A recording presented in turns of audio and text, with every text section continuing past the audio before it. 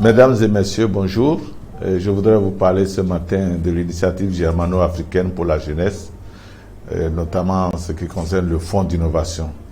Le fonds d'innovation a été lancé récemment, à mi-janvier, pour permettre aux jeunes, aux organisations de jeunesse, de pouvoir soumettre une candidature à l'appel à proposition de projet qui a été lancé en mi-janvier. Nous avons organisé une séance d'information récemment à l'intention des soumissionnaires potentiels.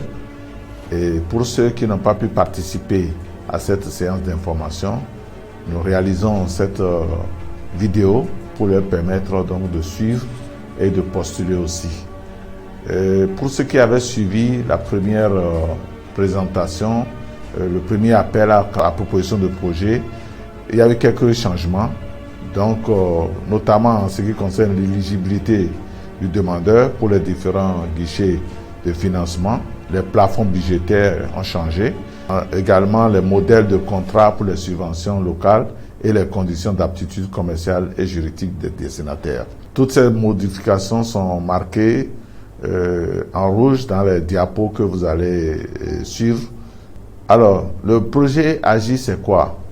Le projet AGI tourne autour de l'objectif 2063, l'agenda 2063 de l'Union africaine, dont l'objectif est d'offrir aux jeunes Africains de meilleures opportunités, surtout, notamment dans le domaine de l'éducation, de la formation, le renforcement de compétences, des emplois et opportunités économiques, des loisirs et d'autres activités culturelles.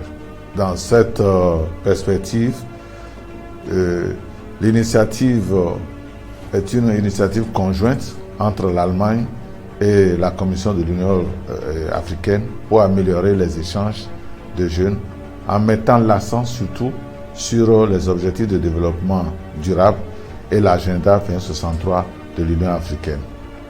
Alors le fonds de rénovation du projet AGI, c'est quoi? C'est un dispositif concurrentiel de subvention financé par la GIZ et géré par GFA Consulting Group selon les règles de la GIZ. Et je voudrais vous dire qu'il y a 3 guichets de financement. Le premier concerne le soutien aux structures ou réseaux d'anciens élèves appelés alumni. Il y a le second qui est le domaine, donc c'est des modèles, des projets de modèles et approches d'échanges innovants. Et le troisième domaine, c'est l'action communautaire. Alors, comme je vous le disais à l'entame de cette présentation, c'est que en octobre 2019, nous avions lancé le premier appel qui a été clôturé le 15 novembre 2019. Donc, on a retenu un certain nombre de projets. 12 projets ont été retenus au terme de cet appel-là, premier appel. Et les contrats sont en cours de signature en ce moment. Le second appel a été lancé le 15 janvier et sera clôturé le 29 février prochain. Donc, je voudrais vous parler maintenant des pays participants. Qui sont ceux qui peuvent postuler? Il y a l'Afrique du Sud, la Tanzanie, le Bénin, qui est aussi une plaque tournante pour le Togo et le Ghana. Vous pouvez bénéficier de soutien technique au niveau de l'Afrique du Sud en vous adressant à WESA, notamment à M. Mike Denison. Vous avez son adresse email qui est à l'écran. Vous avez également en Tanzanie le TYC, dirigé par Georges Kessi. Georges Kessi, son adresse aussi est là. Et au Bénin, qui est aussi, je le disais tantôt, une plaque tournante pour le Togo et le Ghana, Monsieur Fawaz Aya de la GIZ AGI Bénin. Alors pour le soutien administratif local de GFA, vous vous adressez en Afrique du Sud à Monsieur Yuri Van Nieuwkerk, dont l'adresse email est affichée. En Tanzanie, c'est Monsieur Joël Mwakitalu. L'adresse email aussi est affichée. Et au Bénin, plaque tournante pour le Togo et le Ghana, Jean-Marie Humbo, dont aussi l'adresse email est affichée. Alors, je vais vous parler maintenant de l'éligibilité. Comment, qui sont ceux qui peuvent soumissionner? Il y a les résidents donc des pays éligibles, à savoir le Bénin, le Togo, l'Afrique du Sud, le Ghana, la Tanzanie. Ces pays-là sont les pays éligibles et ils peuvent postuler dans les différents créneaux de financement dont je vous avais parlé tantôt, à savoir le soutien des structures et réseaux d'anciens élèves alumni. Et là, la tranche d'âge, c'est de 14 à 35 ans. Également pour des projets relatifs à des modèles et des approches d'échange innovants, ça concerne toute tranche d'âge. C'est la même chose pour les actions communautaires. Alors, qui sont ceux qui peuvent soumissionner? Ce sont les organisations enregistrées. Donc, les organisations d'anciens élèves. Donc, je vais parler des alumni d'un programme d'échange de jeunes germano-africains ou d'un programme de service volontaire de jeunes germano-africains. Également, il y a des organisations d'accueil et d'envoi de jeunes volontaires, des organisations enregistrées. Ce sont des programmes de jeunes, d'échange de jeunes germano-africains ou programmes de service de volontaires de jeunes germano-africains. En ce qui concerne les organisations enregistrées préparant un projet dans le cadre de l'échange de jeunes germano-africains, il faut savoir que vous êtes une organisation opérant dans le volontariat et les échanges, mais vous n'avez pas encore commencé à échanger, ou bien vous n'avez pas un programme, vous n'avez pas encore échangé avec l'Allemagne des volontaires ou des programmes d'échange. Donc, vous avez un projet dans ce sens. Si vous préparez un tel projet, vous êtes aussi éligible. Mais dans ce cas précis, il faut nécessairement une brève description du projet et le nom de l'organisation de jeunes germano-africains qui est prévu comme futur partenaire et qui doivent, avec qui vous voulez travailler. Il y a également des organisations parentes, c'est-à-dire que vous êtes une organisation enregistrée, mais vous pouvez aussi parrainer des jeunes qui ne sont pas enregistrés. Et ici, il s'agit surtout des alumni. Justement, pour ce qui concerne ces jeunes-là, les jeunes non enregistrés, ils vont poser leur candidature sous l'égide d'une organisation enregistrée, que nous appelons organisation mère ou organisation parente, et le contrat sera signé avec cette organisation mère. C'est l'organisation enregistrée qui sera nécessairement, c'est avec cette organisation qu'on va, vous savez, lorsque vous n'avez pas une reconnaissance juridique, vous ne pouvez pas contracter. Donc c'est pour ça que nous insistons là-dessus. Alors, l'organisation mère aussi peut postuler et soumettre donc un certain nombre de demandes pour différents groupes de jeunes. Donc ils peuvent soumettre ils peuvent parrainer plusieurs groupes d'alumni, mais ils ne peuvent soumettre qu'un seul projet eux-mêmes. Donc eux-mêmes, ils peuvent postuler pour un projet, mais un seul. Ils ne peuvent pas postuler pour deux projets. Alors, nous avons parlé des pays éligibles, des organisations éligibles. Parlons maintenant des pays de mise en œuvre. Les pays de mise en œuvre, suivez très bien, il s'agit du Ghana, du Bénin, du Togo, de la Tanzanie, de l'Afrique du Sud et de l'Allemagne. Alors vous voyez, l'Allemagne est un pays de mise en œuvre, mais l'Allemagne n'est pas un pays éligible. Et ça, c'est très important. Donc l'action peut être mise en œuvre en Allemagne, mais le candidat doit être basé dans l'un des pays africains éligibles. Et alors, les actions éligibles, comme on l'avait déjà parlé, je vais parler surtout des budgets maintenant. Le budget pour chaque action, c'est-à-dire fenêtre de financement ou guichet de financement, c'est 12 000 euros.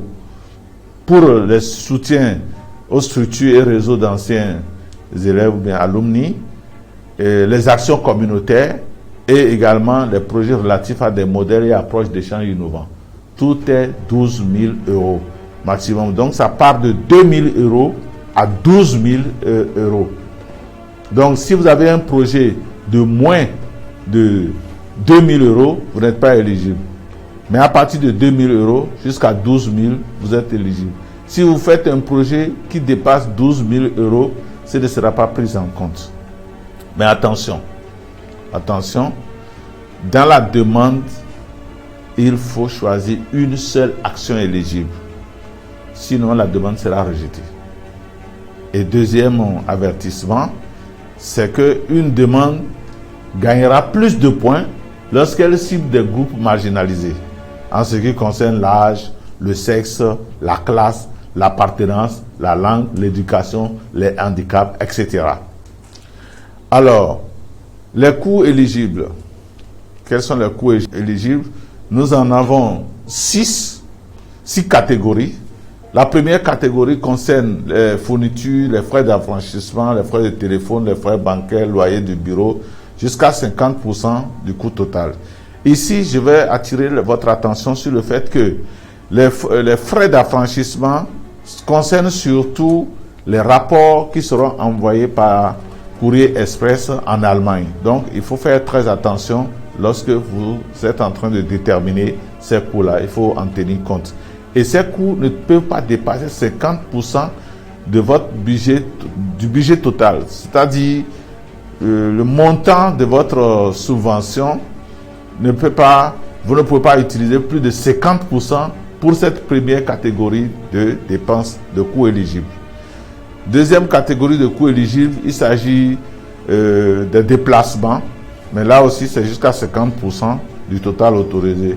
Vous savez, donc, comme il s'agit d'échanges, bon, vous pouvez prendre la décision d'aller en Allemagne ou quelque chose. Donc, les billets d'avion, ça coûte cher, mais vous ne pouvez pas utiliser plus de 50% du budget de la subvention pour effectuer des déplacements. Alors, troisième catégorie de coûts, il s'agit des ateliers de formation, les formations. Et pour chaque atelier ou formation, il faut, disons, déterminer un budget séparé. Donc, si vous avez 3 ateliers, vous devez faire un budget pour chaque atelier et bien détaillé dans le budget. Il y a maintenant en 5e catégorie, c'est les frais de personnel. Et là, on utilise jusqu'à 30% du total des frais autorisés, c'est-à-dire du budget total de l'action. Maintenant, là, dans cette catégorie, on distingue, disons, ce que les Anglais appellent top-up payment, et c'est les suppléments de rémunération. Ensuite, nous avons aussi les services de consultants, donc tous les frais liés aux services de consultants aussi sont pris en compte dans cette catégorie. Et la 6e catégorie, il s'agit notamment des frais de publication, des études, recherche, traduction, interprète, suivi. Alors, pour cette catégorie, il faut comprendre que la subvention locale de AGI ne peut pas être utilisée pour le cofinancement des demandes de projets pour les programmes d'engagement global. Il s'agit notamment de ASA, de NSA, du CHAT, du YYWB, Westworld, etc. Donc, vous ne pouvez pas utiliser les fonds de AGI pour pouvoir compléter ceux de l'engagement global. Alors, pourquoi? Parce que c'est déjà des ressources du gouvernement allemand. Donc, vous ne pouvez pas utiliser 2 fonds financés par le gouvernement allemand pour votre action. Alors, nous allons parler maintenant de la durée. La durée du projet, c'est de 5 mois. Donc, si vous initiez un projet, vous devez le réaliser au terme de 5 mois. Alors, il faut savoir qu'ici, il n'y a pas de possibilité de prolongation de durée des projets. Et aucune possibilité n'existe en ce qui concerne la modification du budget. Donc, si vous avez fait votre budget, il doit être... il est unique et il ne peut pas changer avec le temps. Alors, comment on va soumissionner? La procédure de soumission, c'est d'abord l'information, en ce qui concerne les informations générales, c'est sur le site web. Vous verrez tout à l'heure à la fin, je vais vous donner sur quel site vous allez trouver cela. Alors, la langue, il faut choisir. Vous avez le choix entre l'anglais et le français. Donc, les documents qui sont en Swahili seront disponibles pour l'orientation, mais toutes les demandes doivent être, doivent être soumises en français ou en anglais. Certaines informations administratives, je vous l'ai dit, doivent être saisies en ligne. Et la proposition de projet, le budget, le cadre logique, le plan de travail sont des documents distincts que vous pouvez télécharger sur le site qui vous sera indiqué. Toujours dans le domaine des informations générales, je voudrais vous conseiller de commencer par remplir ou bien élaborer le cadre logique, le plan de travail et le budget. Et au fur et à mesure, il faut consulter la grille d'évaluation des propositions pour vous assurer que votre proposition peut obtenir le nombre maximum de points. Alors, vous pouvez bénéficier de supports en ligne en posant des questions qui sont soumises par courrier électronique dans les 2 semaines suivant la publication de l'appel, et à la 3e semaine, vous allez recevoir des réponses à vos questions. Je crois que en ce moment précis, la possibilité n'existe plus pour poser des questions parce que le temps est déjà parti.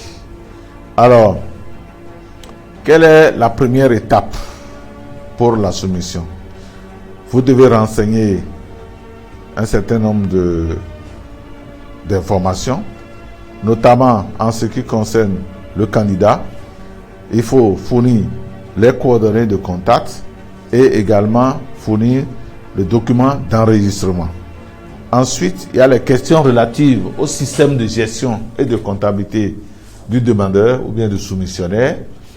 Il y a la confirmation de la lutte contre la corruption et également les actions éligibles visées par la proposition. Alors, on vous posera également quelques questions complémentaires, notamment en ce qui concerne comment vous avez entendu parler de cet appel et quelle est la qualité du soutien que vous avez reçu localement. Nous parlons maintenant du cadre logique.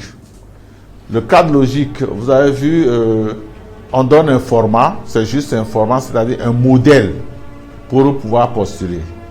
Donc, dans un premier temps, vous avez les résultats attendus et c'est-à-dire la logique d'intervention. Il y a les indicateurs, il y a les valeurs cibles, les sources et les moyens de vérification et les hypothèses. Donc vous avez les résultats, les activités. Faites très attention lorsque vous remplissez, parce que quand on parle de cadre logique, vous devez entrer l'action, c'est-à-dire mentionner l'action et l'organisme qui est en train donc d'appliquer. Est-ce que vous voyez? Donc, c'est de cela qu'il s'agit et nous allons poursuivre donc avec le plan de travail. Le plan de travail, lui aussi, il faut commencer par remplir l'action pour laquelle vous postulez et le nom de l'organisme demandeur. Et les activités doivent être programmées, planifiées sur les 5 mois que va durer le projet. Alors, donc, vous voyez M1, M2, M3, M4, M5. Et quand vous saisissez chaque résultat, vous devez décrire l'activité, les différentes activités qui en découlent. Donc, les documents devant servir de preuve de la mise en œuvre doivent être aussi démontrés. Les rubriques de la proposition de projet, il y en a en tout 11.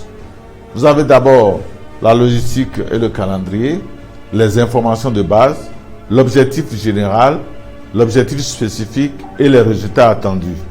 Vous avez la définition des indicateurs et des sources de vérification, les activités liées à chaque résultat escompté, les hypothèses. Ici, les hypothèses, ce sont des actions pour lesquelles le demandeur n'a pas de moyens de le contrecarrer, mais si cela advenait, ça peut compromettre donc le projet. Alors, ensuite, en certaines positions, nous avons la méthodologie, la cohérence avec les objectifs de développement durable et l'agenda 2063 de l'Union africaine. Vous avez également la durabilité attendue, c'est-à-dire, est-ce que votre projet, quand il va prendre fin, on pourra, disons, en mesurer les impacts. Et naturellement, il y a le suivi et la justification du budget, c'est-à-dire les moyens, pourquoi il vous faut ce budget, et si ce budget ne vous était pas alloué, comment est-ce que cela pourrait compromettre, disons.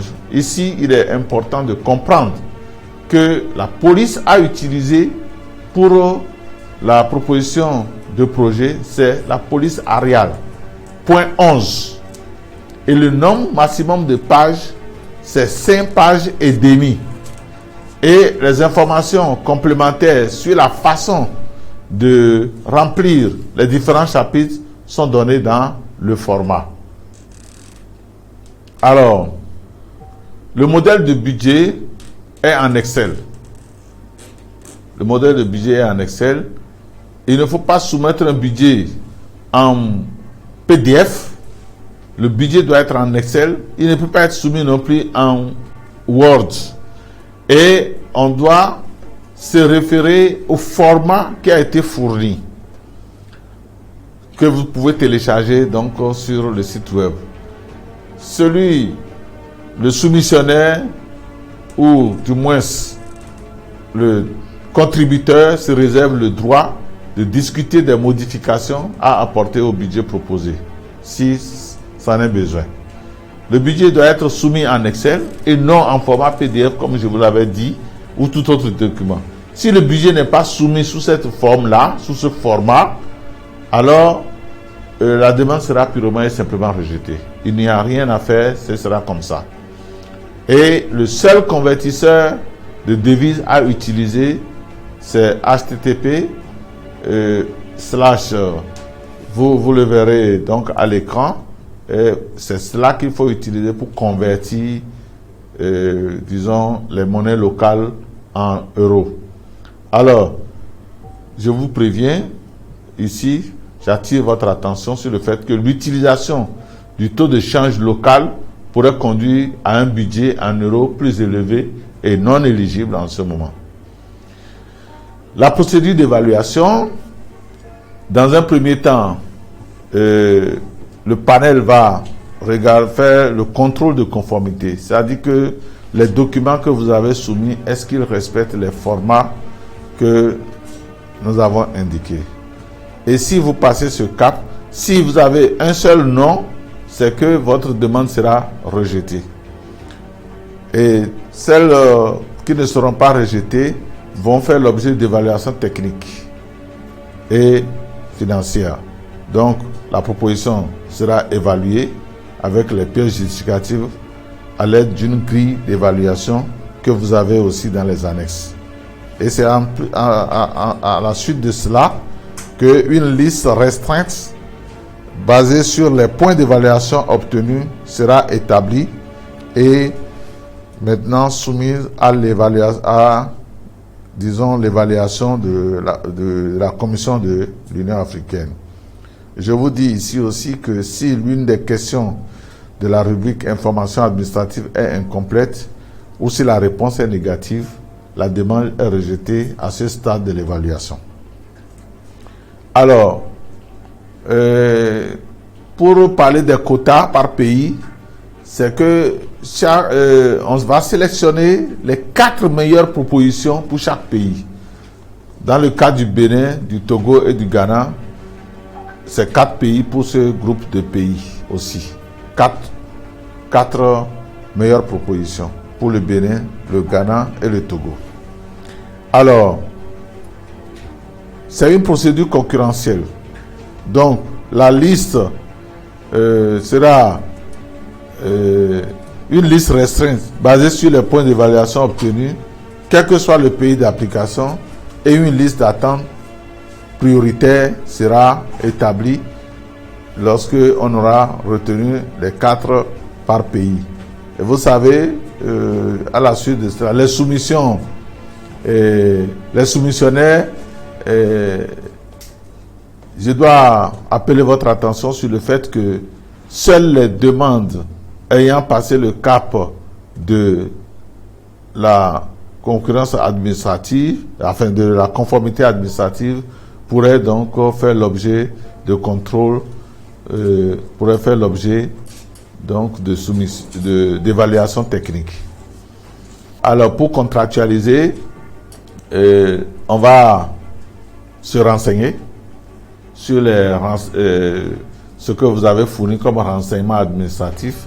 Donc là, il y a un groupe de personnes qui va se déplacer et aller à votre siège pour vérifier les informations administratives fournies. Ce que nous appelons due diligence. Donc quand on aura fait cela, ceux qui auront passé le cap de ce contrôle légal de conformité vont maintenant, leur candidature sera définitivement retenue si éventuellement donc ils passaient ce cap-là. S'ils ne passent pas le cap, on va les déclasser et prendre des projets qui sont sur la liste supplémentaire. Et ce n'est qu'après ça, justement, que la signature du contrat va intervenir. Le modèle de contrat est naturellement joint au manuel à l'intention des soumissionnaires et les lauréats de chaque appel à candidature seront publiés sur le site web de l'Union africaine. Donc voilà ce que je voulais vous dire ce matin en ce qui concerne la soumission à l'appel à proposition de projet du Fonds d'innovation de AGI, donc l'initiative germano-africaine pour la jeunesse.